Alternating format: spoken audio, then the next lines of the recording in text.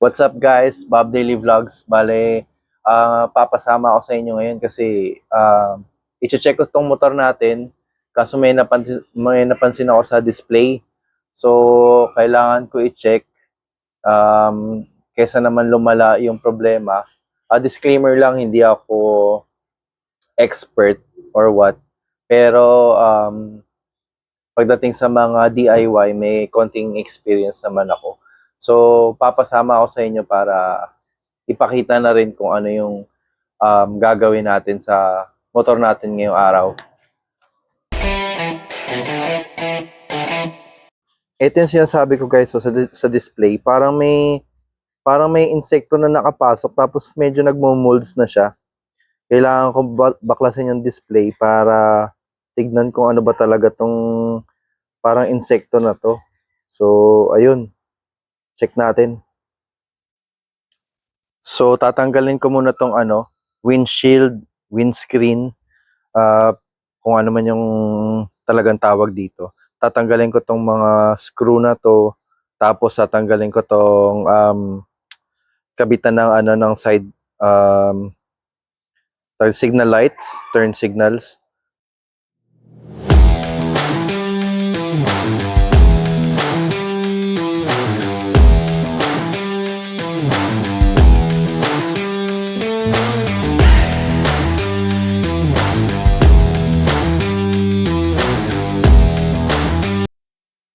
Number 10 ang ginamit ko na na na tag dito, na spanner.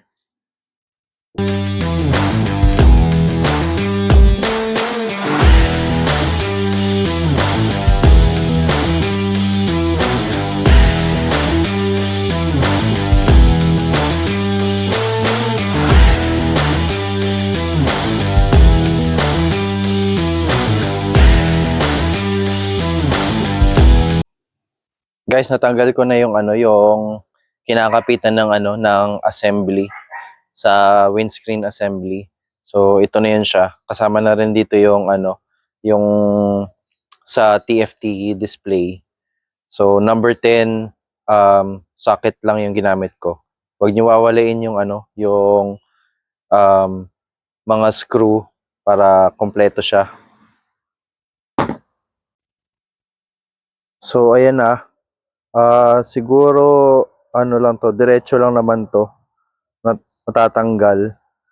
Pero kailangan meron siyang tawag dito, connection cover na insulator para itong rubber na to, ito yung pinaka waterproofing ng TFT display connection, electrical connection. So tanggalin lang to, tapos ma-disconnect na yung TFT panel.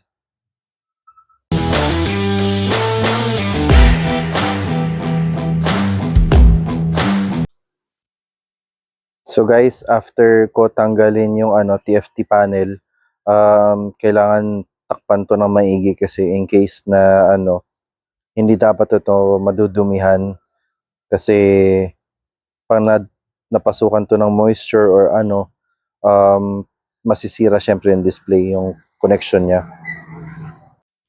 So ito na yung TFT display ng natin, Z9. Meron lang naman ditong mga screws para natatanggalin para pwede nang malinisan tong TFT panel.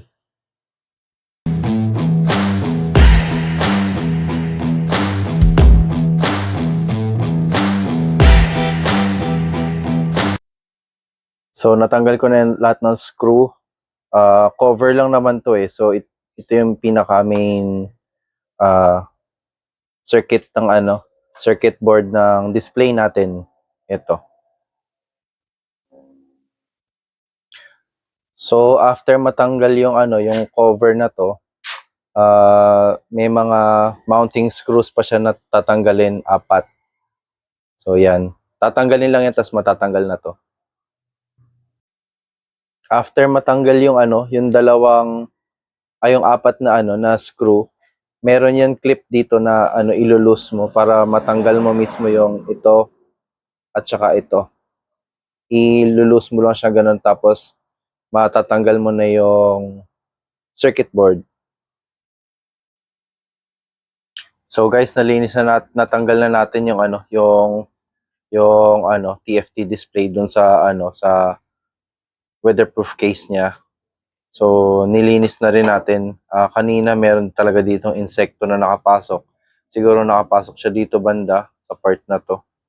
Pero nilinis na rin natin, gumamit tayo ng brush, tsaka ano, tsaka konting ano, cotton.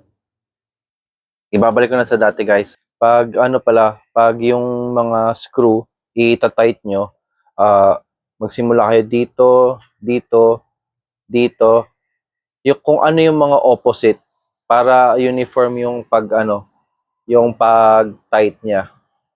Kita nyo naman nalinis na natin tapos na nalagay na natin yung screw. Malamang sa malamang dito nakapasok yung ano, yung insekto nun. So, laging i-check yung ano, rubber insulation dun sa connection. So, yun, ibalik na natin.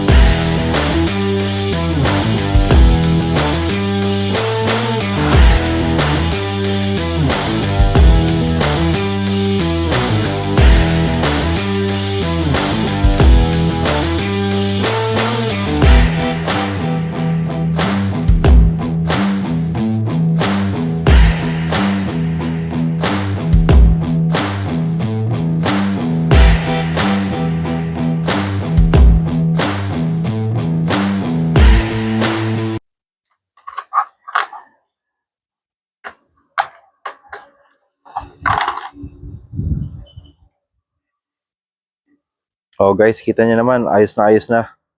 So, ganun lang kasimple mag ano, mag-service ng TFT panel. Cold start muna natin si Z900.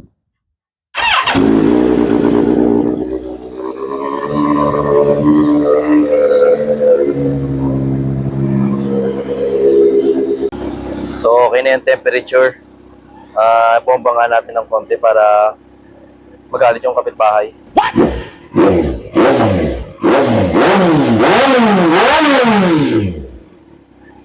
So guys, okay na yung TFT display natin. So disclaimer lang ulit, hindi ako expert or whatsoever. Pero yun, pinakita ko lang sa inyo kung paano mag-DIY ng ano ng TFT display panel. It's always best pa rin to seek professional help lalo na sa ano sa mga big bikes natin. Pero kung meron naman kayong experience or ano tawag dito, nakapag-research naman kayo ng maayos kung paano gawin to or anything that regarding sa ano sa mga motorsiklo natin okay lang tingin ko. Pero ayun, kasi kailangan kahit papaano meron tayong mga knowledge, kahit mga basic lang, kasi binili natin to, nag-invest tayo dito, pero it's always important pa rin na kahit walang tao, magagawa natin ng paraan yung mga maliliit na problema ng motor natin kasi mahal natin tong ano natin to na tawag dito kaligayahan natin to. So ayun, kung gusto niyo yung content na to, just like, share, and subscribe, and see you on the next vlog.